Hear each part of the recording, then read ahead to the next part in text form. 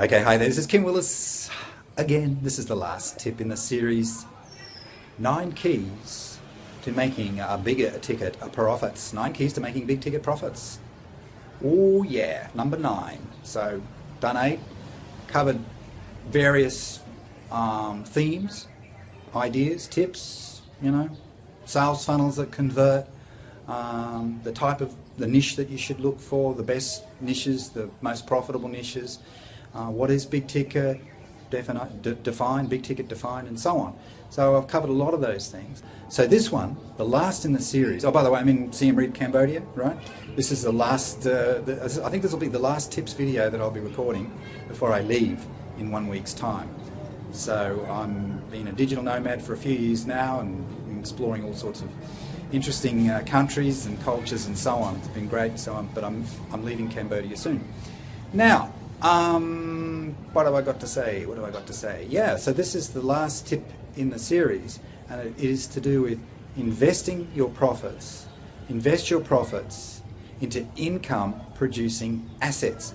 And this is a natural flow-on from the last tip that I gave you, because I was talking about income sustainability as a result of building a brand, your own brand. And that will give you a certain degree of income sustainability. But the other way to do it is to, and you should do both, they're not mutually exclusive, you need to do both. But the other way to do it is that you should invest a portion of your profits or a portion of your commissions into real assets.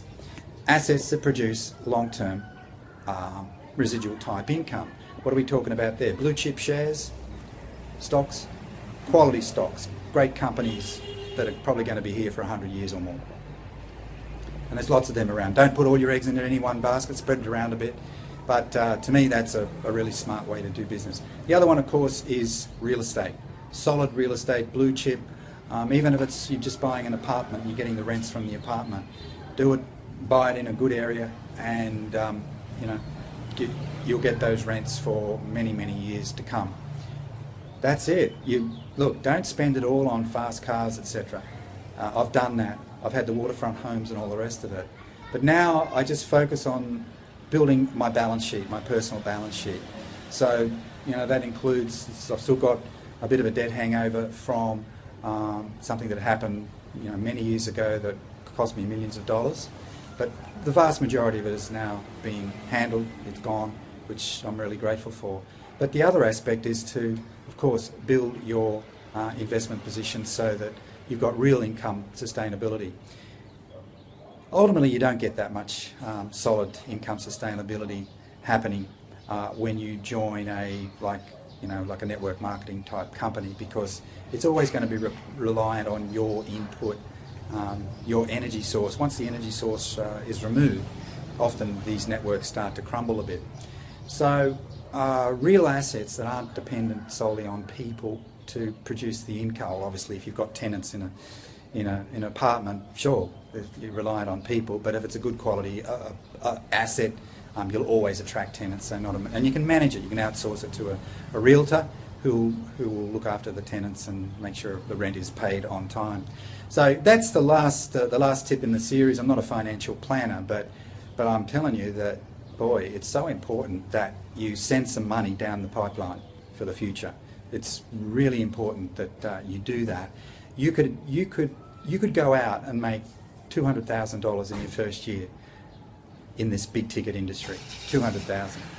The question is, what are you going to do with all of that money? $200,000. You might even make more. Some people have made more, $1 million. But chances are you won't. But you could go out and make $100,000, $200,000. And if you live relatively frugally, and after allowing for taxes, you should have a surplus there. You should have money left over. You should have saved maybe $30,000 or something like that. And if you've done that, well, why not use it as a deposit and buy an asset? You could do that, or put it into blue chip shares, quality shares, quality companies. Like, I don't know. I'm not giving any suggestions because I'm not an expert on this sort of thing. But you look at the growth of companies like Apple and Microsoft and other great companies like that, even Facebook. People took a bit of a gamble with them. Well, it was a calculated gamble, And even with Facebook, when they floated, they said, oh, the float price was far too high, they'll never return it. Look at them now. Look at them now. They've gone on to bigger and better things. So that's what I would be doing. Don't spend it all, because your tomorrows are going to become your todays soon enough. So don't spend it all. Send some down the pipeline, and then you'll be able to enjoy the fruits in years to come. Hope you enjoyed the series. I hope you enjoyed the series, and if you're looking to get involved with some kind of big ticket marketing thing, you like the concept, you need to contact me, and I'll fill you in. I'll give you some ideas, give you a helping hand perhaps. The other thing you can do is, well, I've said it before, but go to my blog kimwillis.net and you can opt into my email series. The other thing you can do there, it's helpful informational type emails in the main. And the other thing you can do is pick up my report, 32 Ways to Get Leads. There's a good report there that I think you'll find helpful.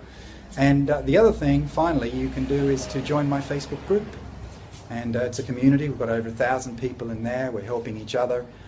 I'm kind of like the lead coach, but there are lots of other people with good ideas as well. And so it is a community. And the way there's over 1,000 people in there, so it's become quite vibrant. What you do there is you send me a personal message and I will add you to the group.